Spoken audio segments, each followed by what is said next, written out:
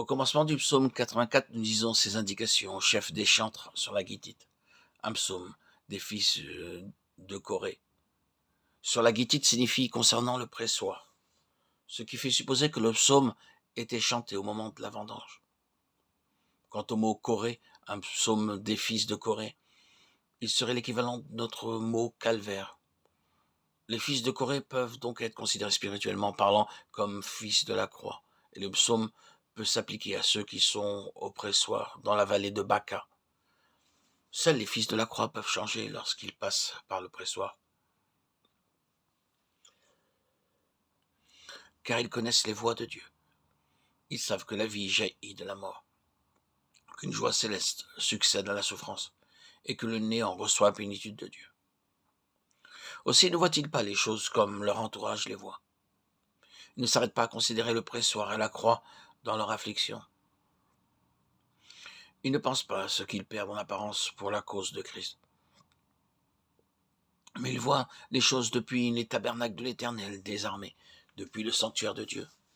Et ils peuvent chanter au pressoir quand, sous l'action divine, le vin, ici image de vie, jaillit de même en bénédiction pour les autres. Ils peuvent chanter, sachant que celui qui, seul, foula pour eux au pressoir, est satisfait. Psaume de la vallée de Baca, psaume du pressoir pour les fils de Corée. Quel est donc le thème du cantique chanté par les fils de Corée?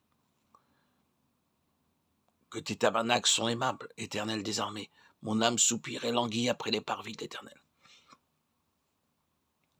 Pour l'enfant de Dieu oppresseur de l'affliction, les choses de la terre s'estompent, s'éloignent. Le ciel se rapproche, s'ouvre. Dieu devient tout en tout. Alors, les fils de la croix chantent la joie de ceux qui placent en Dieu leur appui.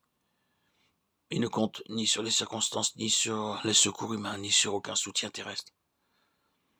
Une traduction littérale donne ceci: heureux l'homme dont la puissance d'endurance est en toi. Et l'apôtre écrit: voici, nous disons, bienheureux ceux qui ont souffert patiemment. Vous avez entendu parler de la patience de Job. Vous avez vu la fin que le Seigneur lui accorda. Jacques 5, 10, 11.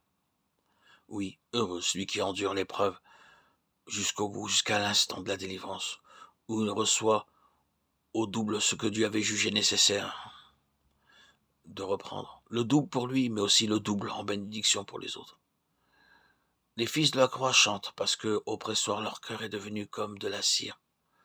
Mon cœur est comme de la cire, il se fond dans mes entrailles, prophétise David sur le Seigneur mourant sur la croix, psaume 22, 15. Par là, il s'identifie davantage au Seigneur en sa mort. Les barrières, les limitations de tout genre ont été renversées, les cœurs fermés sont devenus des chemins vers Sion, où d'autres peuvent passer. Ceux qui cherchent Dieu, leurs cœurs se sont élargis pour les autres, pour leur affliction, leur épreuve. Ils ressentent la douleur d'un monde qui meurt. Quiconque voit son frère dans le besoin et lui ferme ses entrailles, comment l'amour de Dieu demeure-t-il en lui? 1 Jean 3, 17. Oh, ces cœurs enclos de hautes murailles que personne ne peut franchir. Il est bon qu'ils passent au pressoir de sorte que maintenant l'amour de Dieu peut s'épancher librement par eux, en faveur d'un monde qui a besoin de sympathie, plus que de prédication, d'amour, plus que de préceptes et d'ordonnances.